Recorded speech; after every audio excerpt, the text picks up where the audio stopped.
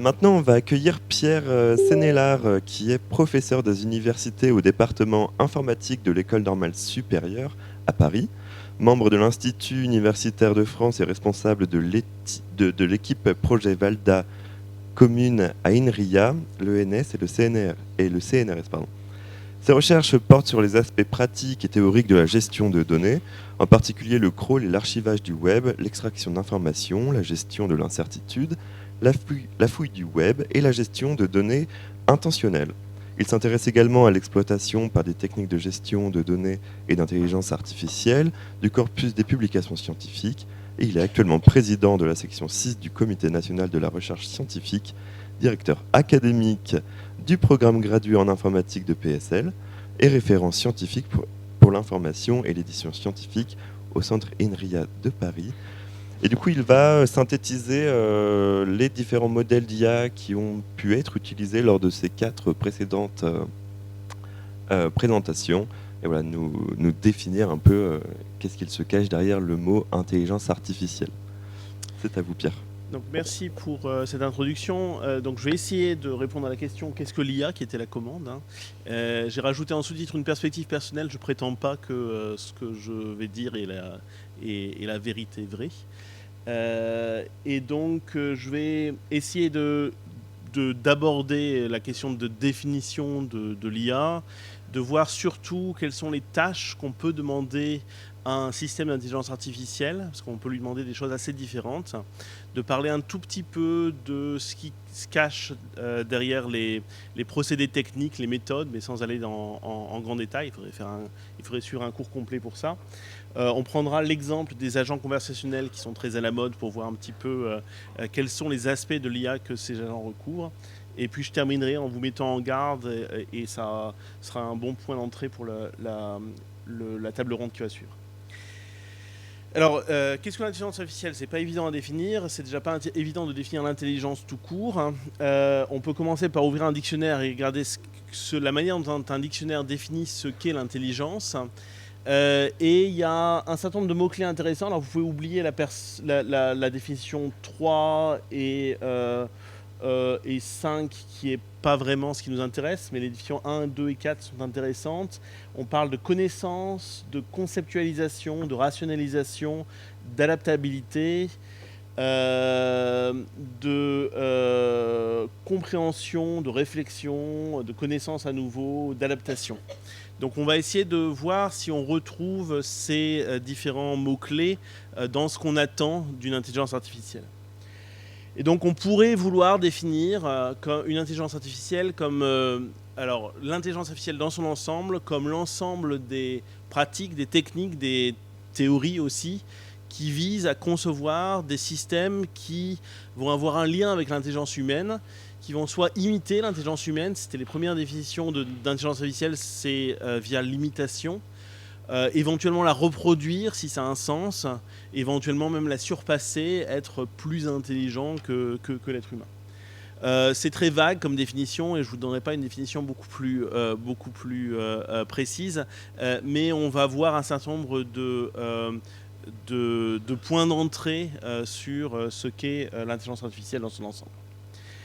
Et donc, comme on parle d'imiter, reproduire ou surpasser l'intelligence humaine, ça veut dire qu'on va essayer de regrouper les différents aspects de l'intelligence humaine. Donc le Larousse nous a donné la notion de connaissance, de conceptualisation, de rationalisation, d'adaptabilité, de prise de décision, de compréhension, de réflexion. Et j'ajouterai d'autres mots-clés, en particulier un mot-clé important qui est le mot-clé de généralisation, de capacité à généraliser à partir d'exemples, qui va être un point assez important dans l'intelligence artificielle. Alors, un des premiers à avoir essayé de définir ce qu'est l'intelligence artificielle, c'est Alan Turing, qui est un des pères fondateurs de l'informatique théorique, qui était un scientifique brillant. Il a eu des contributions majeures dans beaucoup de domaines de l'informatique et pas seulement de l'informatique. Et il a proposé en 1950 une première définition de l'intelligence artificielle avant même que les ordinateurs soient capables d'aller très loin vers là. Et en disant que, une machine est intelligente si elle est indistinguable de l'être humain quand on interagit avec elle en lui posant des questions via une conversation écrite. Tu l'imaginais un système de télétype, puisque c'est ce qui existait à l'époque pour interagir avec un système automatisé. Et donc, si en interagissant avec une machine sans voir la machine, donc c'était juste l'interaction, la discussion, on n'était pas capable de distinguer cette machine d'un être humain, qu'est-ce qui nous permettait de dire que cette machine n'était pas intelligente? Donc c'était cette imitation de l'intelligence humaine qui permettrait de définir l'intelligence artificielle. Et d'ailleurs, il prédisait à l'époque, donc en 1950, que aux alentours de l'année 2000, on arriverait à faire des machines qui tromperaient les êtres humains dans un tiers des cas, quelque chose comme ça. Et sa prédiction était assez bonne en termes de temporalité. Alors il y a quelques problèmes à cette définition d'intelligence artificielle, qui est que elle était très inspirante. Elle a éclairé pendant des générations les informaticiens sur ce qu'est l'intelligence artificielle. Elle a été testée avec des compétitions où on essayait de distinguer entre les humains et les machines de cette manière-là. Et il y a eu des cas où il y a eu des succès au test de Turing où des machines ont été indestigables d'êtres humains. Le problème, c'est que c'était des cas qui étaient plus ou moins douteux. Un des cas les plus médiatisés, ça a été un agent conversationnel qui s'appelle Eugene Gottesman, qui en fait est un agent qui prétend être un adolescent ukrainien parlant anglais, mais donc parlant assez mal anglais, et comme c'est un adolescent un peu caractériel, qui répond pas toujours aux questions qu'on lui pose, vous pouvez aller voir les échanges avec cet adolescent, c'est assez intéressant à regarder. Et dans une compétition qui était organisée pour ça, il a trompé 33% des juges de cette compétition, qui était d'ailleurs organisée pour le 60e anniversaire de la mort d'Alan Turing. Le problème, c'est que c'était un petit peu... On a un petit peu envie de dire que c'est en trichant, parce que c'est en répondant un petit peu à côté de la plaque, en se faisant passer pour quelqu'un qui ne parle pas très bien la langue, etc. Et donc la question, c'est est-ce que ça suffit à dire qu'on est arrivé à l'intelligence ? Si on regarde ce qui se passe maintenant, des agents conversationnels comme ChatGPT, comme Copilot, ou même comme les produits qui sont vendus comme des compagnons d'IA, vous allez avoir votre petit ami sous la forme d'une intelligence artificielle, parfois sont assez trompeurs et parfois deviennent difficiles à distinguer d'une interaction avec un humain. Est-ce qu'on a envie de dire que c'est bon, on a atteint une intelligence artificielle qui est indestigable d'un être humain ? Pas forcément, parce qu'il y a toujours des limitations un peu particulières, et on se rend compte que peut-être que la définition d'Alan Turing n'était pas exactement celle qu'on voulait. On n'a pas forcément envie de dire que ces systèmes sont vraiment complètement intelligents. Et d'ailleurs, la principale compétition qui visait à reproduire le prix Turing, qui s'appelait le prix Loebner, pardon, pas le prix Turing, la principale compétition qui conduisait à reproduire le test de Turing, qui s'appelait le prix Loebner, elle s'est arrêtée en 2019 parce qu'on a dit ça fait plus beaucoup de sens d'essayer de continuer cette compétition. Donc le principe du test de Turing est un petit peu remis en cause. Est-ce qu'on peut faire mieux ? Est-ce qu'il y a une meilleure définition ? Et est-ce que ça veut dire que c'est plus facile d'imiter que vraiment de réellement comprendre, de vraiment reproduire la capacité intelligente ? Donc ça, c'est une question à poser à des philosophes, c'est pas une question à poser à moi. Il y a eu des tentatives de remplacer le test de Turing par autre chose. On a parlé de si on a une IA qui arrive à passer des examens universitaires, c'est bon. Alors le problème, c'est que ChatGPT, dans beaucoup de cas, arrive à passer des examens universitaires, au moins si on lui donne les documents numérisés, parce qu'elle peut s'appuyer sur tous les examens universitaires qu'elle a déjà vus en particulier. Le fait de faire preuve de créativité, mais c'est difficile de définir la créativité. Le fait d'interagir avec un environnement physique comme le ferait un être humain, il a été proposé de rentrer dans une pièce et de se faire un café sans avoir interagi avec la machine à café à l'époque. Ça demande de comprendre comment fonctionne la machine à café, d'aller chercher le café, etc. Et ça, on n'a pas de système automatisé qui est capable de faire ça actuellement. Et c'est un bon test d'interagir avec les objets du vrai monde. Le fait de répondre à des questions de bon sens sans pouvoir les éviter, comme ce que faisait le chatbot d'adolescents ukrainiens. Aucune de celles-là ne fait consensus, c'est juste des idées à garder derrière la tête, et comme l'idée du test de Turing est toujours à garder derrière la tête quand on se pose la question d'intelligence, mais à partir du moment où ça devient une question qui n'est plus pour des techniciens, pour des informaticiens et un peu pour des philosophes. Dans la même lignée, il faut distinguer, ou on peut distinguer, en tout cas c'est intéressant de distinguer ce que certains appellent des intelligences artificielles faibles, des intelligences artificielles fortes. Il y a certaines tâches de raisonnement, de compréhension, de généralisation, pour lesquelles on peut concevoir des systèmes qui sont conçus pour cette tâche, mais on ne va pas vouloir dire que ces systèmes sont des systèmes intelligents de manière générale. Par exemple, un système qui résout des sudoku, il exhibe certaines formes d'intelligence, mais on ne va pas dire que c'est un système qui est un système général d'intelligence artificielle. Un système qui sait classifier des animaux, il exhibe en ceci est un chat, ceci est un chien, ceci est un ornithorynque. Il sait résoudre certaines tâches qui demandent une intelligence sans pour autant être un système général d'intelligence. Donc ça, on parlera parfois, hein, ce n'est pas une terminologie qui est complètement établie, mais on parlera parfois d'IA faible. À l'inverse, une IA forte ou une IA générale serait capable de traiter toutes les tâches qui demandent de l'intelligence, au même titre que les êtres humains sont capables de traiter tout ce qu'on attend d'un être humain intelligent. Ça n'existe pas encore, enfin c'est sujet à débat. Certains prétendent que les agents conversationnels modernes sont quasiment des IA fortes, d'autres pointent de grosses limitations de ces agents. Et on dit parfois qu'un problème donné à résoudre est IA complet si on pense que le résoudre ne peut être fait qu'avec une IA forte, qu'on ne pourra pas le résoudre, qu'on n'aura pas résolu tous les problèmes de l'intelligence artificielle.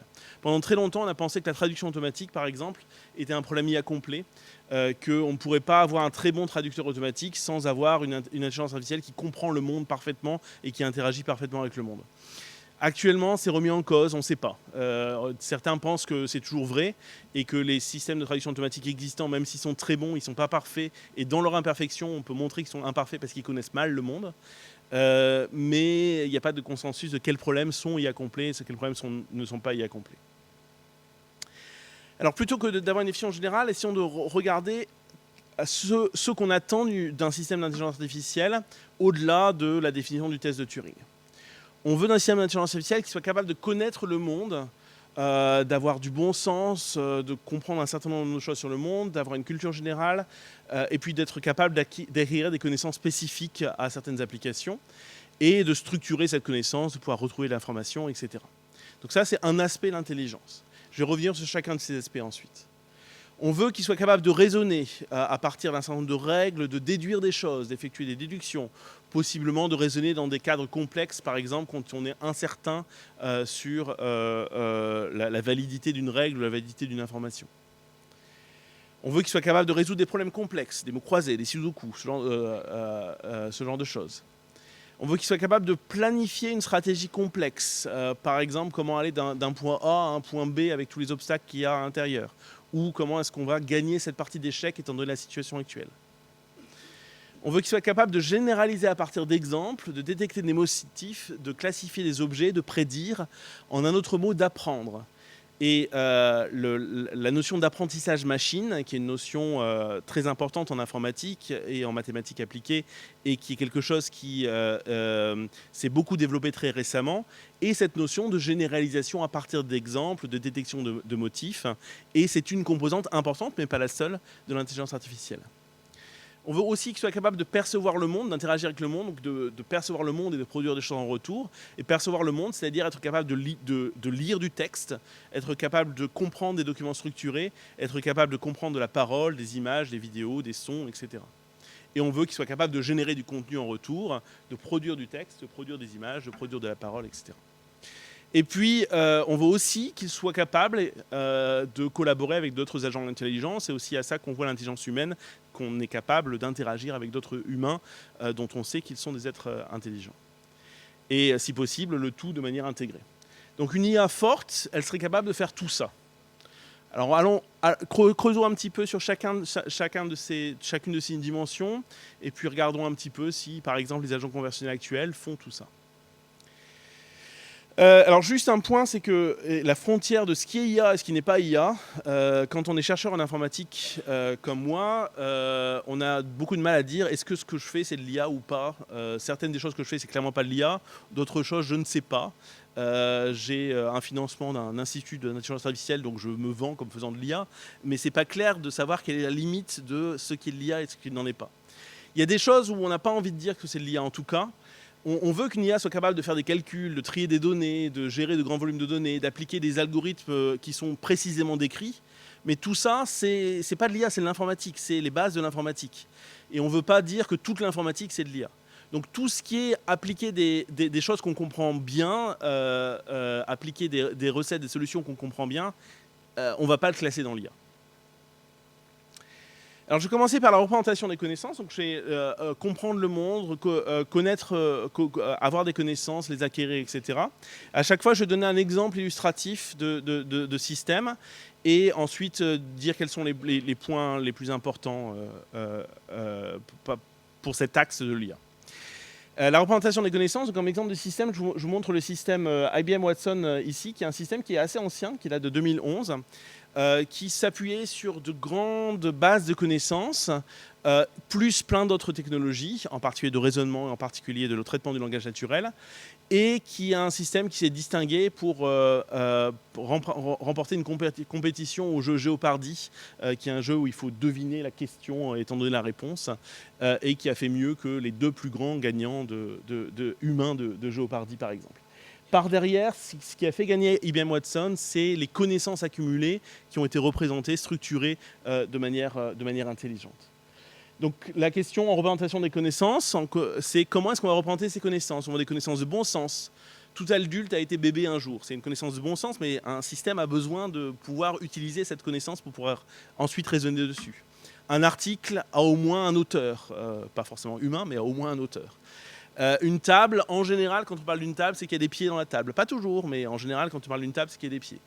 Tout ça, c'est des connaissances de bon sens qui sont très difficiles à modéliser. Pendant longtemps, des linguistes se sont mis à écrire des connaissances de bon sens comme dans des systèmes de règles parce qu'on pensait que ce serait la manière de les modéliser. Maintenant, ce n'est pas clair de savoir si c'est comme ça qu'il faut les faire, mais en tout cas, une intelligence artificielle en aura besoin.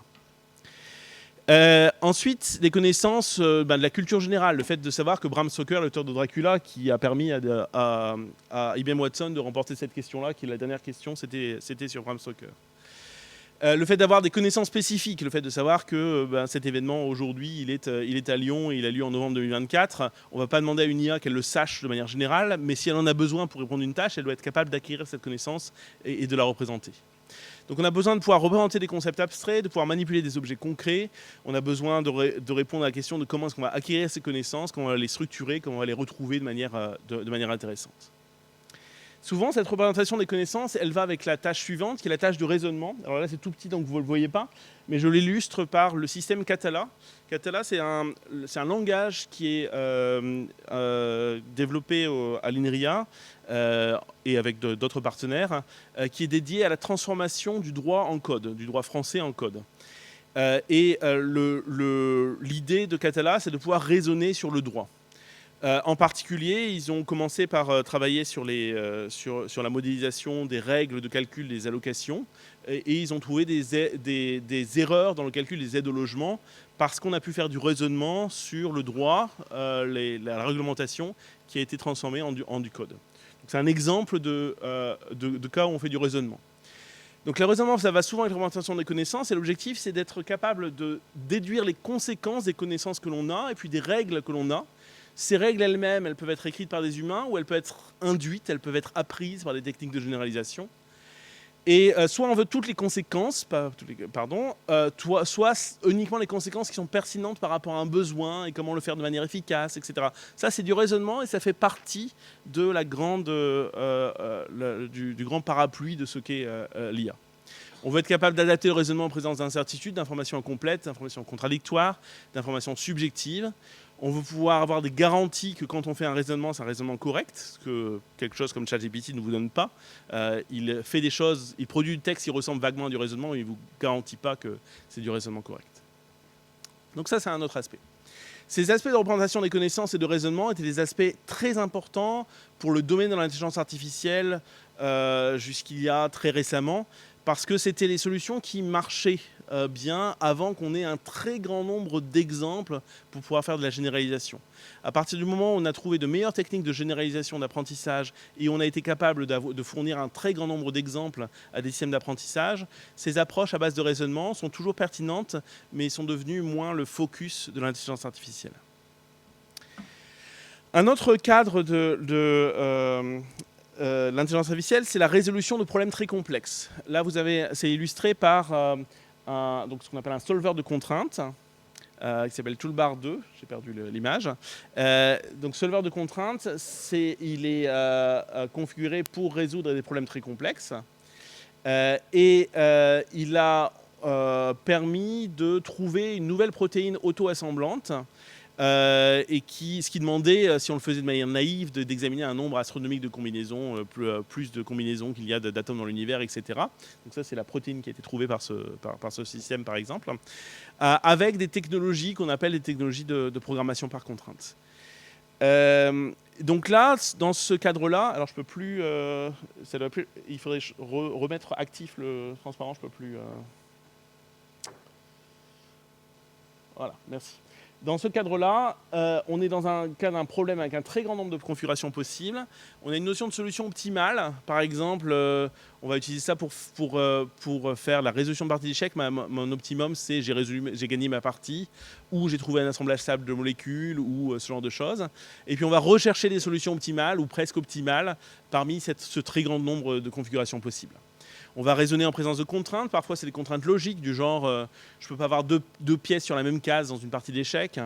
Ou ça peut être des contraintes numériques. Par exemple, je veux faire un emploi du temps et je ne peux pas placer plus de 24 élèves dans une même classe d'école primaire. Comment je répartis mes élèves. Ou des contraintes beaucoup plus complexes que celles-ci. Et donc, c'est des problèmes de résolution de problèmes. De manière intéressante, ces problèmes-là, c'est en général des problèmes qui sont durs pour des humains. Et qu'on arrive à faire des machines qui sont bien plus performantes que des humains pour ce genre de problème. Ce qui n'est pas le cas pour tous les aspects de l'intelligence artificielle. Ensuite, les aspects de planification. Là, c'est illustré par les robots. Alors, vous avez sans doute tous vu des vidéos des robots de Boston Dynamics. Je pense qu'ils font plus de communication qu'ils ne vendent de robots, effectivement. Mais c'est des robots qui sont très impressionnants. Donc là, on a un exemple de robot humanoïde qui est capable de faire du parcours dans un environnement complexe. Et donc de planifier une trajectoire. Et il faut comprendre que planifier une trajectoire, c'est vraiment très compliqué parce que c'est pas juste ok, je vais de là à là, mais comment est-ce que je vais faire tourner chacun des moteurs que j'ai dans mon corps pour aller de là à là. Quand on marche en étant humain, on fait beaucoup de planification de ce type-là pour pas tomber par terre. Et donc là, c'est la question de planifier une séquence d'actions complexes pour atteindre un but, donc déplacer un robot, conduire un véhicule autonome, mais aussi d'autres choses, gagner une partie d'échecs, c'est aussi de la planification. Dans un environnement changeant, il peut y avoir des obstacles qui apparaissent, et donc il va falloir revoir le plan. En présence d'incertitudes, je suis le système d'un véhicule autonome, il y a un arbre devant moi, je ne sais pas ce qu'il y a derrière l'arbre et qui pourrait surgir sur la route. Et puis en prenant en compte des contraintes physiques, par exemple, je ne peux pas arrêter ma voiture en moins de 5 secondes, donc ma planification doit tenir compte de ça. Donc c'est un autre aspect de l'intelligence artificielle. Un autre aspect très important, on en a parlé, c'est la généralisation, l'apprentissage à partir d'exemples. Là, j'illustre par PlantNet, qui est une application développée par une entreprise et des collaborateurs en recherche français, PlantNet, qui identifie, vous pointez sur une plante, sur une fleur, sur un arbre, et elle vous identifie de quelle plante il s'agit en s'appuyant sur une gigantesque collection de photos qui ont été prises par la communauté de PlantNet. Ce n'est pas la seule application sur ce marché-là, mais c'est une des applications qui est les meilleures sur ce marché. Et c'est très impressionnant parce que c'est des choses qui ne marchaient pas du tout il y a 10 ans. C'est des choses qui se sont développées dans les années récentes. Et donc la généralisation, c'est on apprend à partir d'exemples. On parle de données d'entraînement. Les exemples, c'est les données d'entraînement. On construit des systèmes d'apprentissage qui apprennent à partir d'exemples. Le plus souvent, c'est des exemples annotés. Ici, c'est des exemples où je sais quelle est la fleur en question. Et donc, j'ai 10 000 images de cette fleur-là. Et donc, maintenant, j'ai une 10 000e image. Est-ce que c'est la même fleur ou est-ce que c'est une autre fleur ? Ces systèmes essaient de détecter des motifs dans des exemples pour en extraire un modèle. On parle de modèle d'apprentissage qui généralise des exemples. Ils peuvent être utilisés pour classifier de nouveaux exemples. De quel animal s'agit-il ? Je vous ai illustré avec les plantes, mais ça existe aussi pour les animaux. Vous pointez vers un animal et on vous dit ce qu'est comme animal. Si vous avez été dans certains supermarchés, vous posez vos fruits sur la balance et le supermarché vous dit « ceci est une pomme », alors que vous ne lui avez rien dit, parce qu'il y a une caméra et parce qu'il a été entraîné à reconnaître les fruits qui sont vendus dans le supermarché.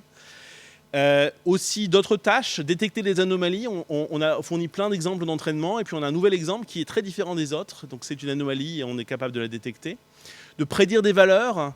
On a entraîné un système avec toutes les ventes dans un magasin en fonction de la météo, en fonction de quel jour on est, etc. Et on l'utilise pour prédire combien il y aura de ventes dans le magasin demain, pour savoir comment approvisionner les stocks. Donc tout ça, c'est des tâches de généralisation qui sont des tâches très importantes pour une intelligence artificielle. Ensuite, on a des tâches de perception. Alors c'est tout petit, mais c'est des choses rigolotes. J'ai donné à ChatGPT une image de mon plat de cantine et je lui ai demandé qu'est-ce que c'est. Et la notation est vraiment très impressionnante. Donc l'image montre une assiette avec plusieurs éléments alimentaires. Il semble y avoir des pâtes peinées, dont une portion mélangée à une sauce tomate et une autre portion sans sauce visible. Il y a aussi un mélange de légumes cuits, probablement une ratatouille ou un ragoût de légumes. Sur le côté gauche de l'assiette, on voit ce qui semble être un œuf poché. En arrière-plan, on aperçoit également un petit plat contenant 2 morceaux de fromage orange, probablement du cheddar. Cela semble être un repas équilibré, donc il juge même mon choix de repas. C'est extrêmement, le fait d'être capable de faire ça, c'est extrêmement impressionnant. Ça, c'est des choses qui ne marchaient pas il y a 2 ans, etc. Et ça demande d'être capable de percevoir une image, de la transformer en texte, en l'occurrence. Et en l'occurrence, c'est parfait. C'est pas toujours parfait, mais en l'occurrence, c'est parfait. C'est même mieux que ce que j'aurais été capable, moi, en tant qu'humain, de décrire. Donc percevoir le monde, ça veut dire comprendre la langue, les langues naturelles, le français, l'anglais, qu'elles soient écrites, fournies de manière numérique ou qu'on doive la lire en faisant la reconnaissance de caractère, qu'elles soient orales, la reconnaissance de la parole, des photos, des images, des schémas, des signaux audio, des vidéos complexes, des documents complexes, être capable de comprendre la structure d'un article scientifique en PDF, de factures qu'on a scannées, etc. Construire une représentation interne de ces entrées, éventuellement possibilité de combiner des représentations de différentes modalités. Ça marche parce que ChatGPT utilise la même représentation interne pour les images et les textes. Donc on parse une image, on la transforme en représentation interne, à partir duquel on peut faire de la génération de texte de manière uniforme. Génération, donc ça, c'est les IA génératives. Hein. Là c'est un exemple de génération d'images. J'ai demandé à Stable Diffusion, qui est un modèle de 2022, le prompt, une conférence sur l'intelligence artificielle devant une audience intéressée dans les archives de publications scientifiques. Et donc ça produit des photos qui sont plus ou moins convaincantes. Là, ça illustre bien un biais. Si vous pouvez voir, je ne vois aucune femme dans cette audience, ce qui n'est pas tout à fait réaliste. Et donc, ces systèmes de génération qui génèrent du contenu, de la langue, des images, des paroles, des sons, des vidéos, des documents complexes, à partir d'une description de ce qui doit être généré. Alors, je vais passer... Ah oui, non, les collaborations, c'est important. Ça, c'est une compétition rigolote qui s'appelle RoboCup, qui est une compétition de robots qui collaborent au sein d'équipes pour jouer au foot. Ça a l'air très, très impressionnant en voyant cette image. Je vous invite à aller voir les vidéos parce qu'ils sont très mauvais, les robots en question. C'est une tâche qui est très difficile actuellement, mais on collabore pour une tâche ensemble. Des agents intelligents collaborent pour une tâche ensemble. Donc c'est de la planification, mais d'un système où il y a plusieurs agents qui collaborent et chaque agent est autonome, avec des questions de communication partielle. Évidemment, ce n'est pas centralisé, il n'y a pas quelqu'un qui décide « toi tu vas faire ça, toi tu vas faire ça », sinon c'est plus de la collaboration. Et puis on ne sait pas, on a de l'incertitude sur l'état, je ne sais pas si tel autre agent va être capable de rattraper la balle que je lui envoie, etc. Et donc les autres agents peuvent être de la même nature, peuvent avoir des capacités diverses qu'on veut vouloir combiner, ou peuvent même inclure des êtres humains. Comment est-ce qu'on fait collaborer de manière intelligente des IA avec des êtres humains? Alors je vais passer très rapidement parce que je pense que je manque un peu de temps et je veux terminer plutôt sur la fin. Donc sur les quelques techniques importantes par-dessous, il faudrait suivre des cours sur les techniques pour voir ça. La logique, les formalismes logiques ont été des techniques très importantes pour la représentation des connaissances, pour le raisonnement, pour la représentation de l'incertitude, pour la modélisation des systèmes multi-agents. Ça devient moins important dans les systèmes modernes parce que des approches à base d'apprentissage ont tendance à mieux marcher, mais un jour, il faudra sans doute revenir à des approches plutôt basées sur des formalismes logiques. Les problèmes d'optimisation mathématique, c'est des problèmes qu'on retrouve tout le temps. On a une fonction mathématique qui est décrite d'une manière un peu complexe, qui a des caractéristiques diverses et qu'on veut optimiser. On veut trouver le meilleur point de cette fonction. Donc ici, c'est le sommet de la courbe. Comment est-ce qu'on fait ça? Il y a beaucoup de techniques de mathématiques appliquées qui sont utilisées pour ça. Et c'est à la base de plein de systèmes d'intelligence artificielle. La notion de réseau de neurones artificiels, on essaie de modéliser quelque chose qui ressemble vaguement à un réseau de neurones biologiques, donc à ce qu'on a dans notre cerveau, avec des neurones connectés les uns avec les autres. Et donc on a des neurones connectés avec plusieurs couches. Là on a un cas de réseau de neurones artificiels simple dont on parle à action directe. On a 3 couches. Les neurones de la première couche sont tous connectés à la deuxième, qui sont tous connectés à la troisième. Et on calcule des poids sur chacun de ces neurones qu'on fait évoluer. Il faut que je me presse, on me dit, donc je vais passer rapidement. Les notions d'apprentissage profond, qui est, on prend des réseaux de neurones artificiels, mais on les rend plus complexes que le modèle que je vous ai présenté ici. La notion de plongement, qui est la notion qu'on utilise par exemple un réseau de neurones artificiels pour calculer une représentation sous la forme d'une séquence de nombres d'un objet complexe, d'une phrase, d'un document, d'un texte, etc. La notion de transformer, qui est un cas particulier d'architecture de réseau de neurones artificiels profonds, qui a eu beaucoup de succès récemment. Je ne vais pas entrer dans les détails. À la base, il y a une notion importante de mécanisme d'attention, mais je ne vais pas aller dans les détails. Et la notion d'apprentissage par renforcement, on apprend en interagissant avec le monde. Pour conclure, je veux juste donner l'exemple des agents conversationnels d'IA qui sont souvent ce qu'on appelle des IA dans le langage courant et voir un petit peu quel problème ils résolvent.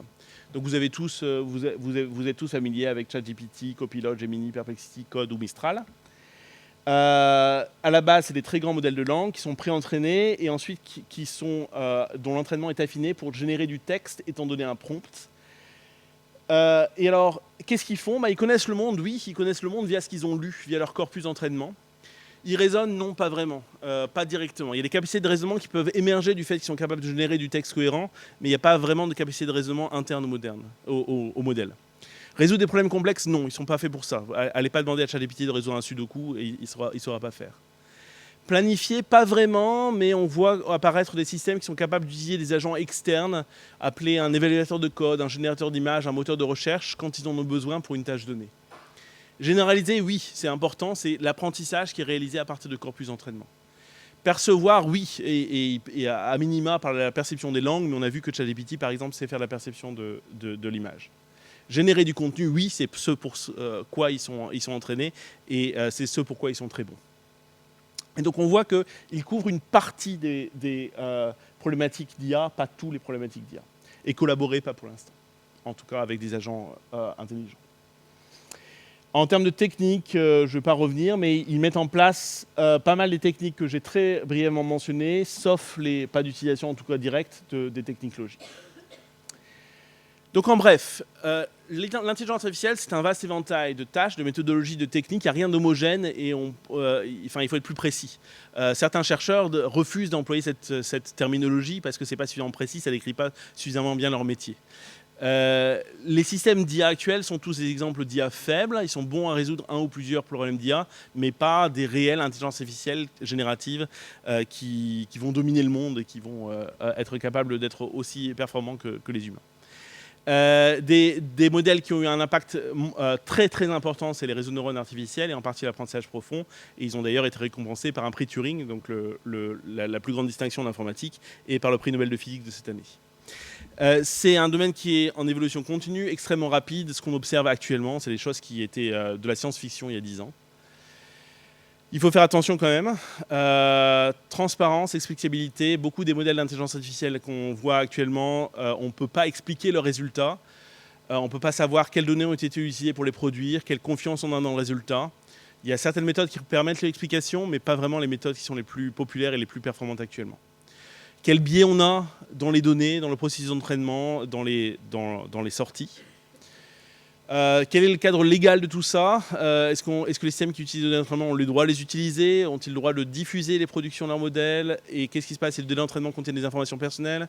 Comment est-ce qu'on combine ça avec l'AI Act ? Donc ça sera un sujet pour la table ronde après. Et les aspects éthiques. Est-il éthiquement acceptable d'utiliser des systèmes peu transparents ? Est-ce que ça va remplacer les travailleurs humains ? Quid de l'empreinte carbone de ces systèmes, etc. Si vous voulez aller plus loin, j'ai juste listé quelques références. Merci, j'espère que je n'ai pas trop débordé.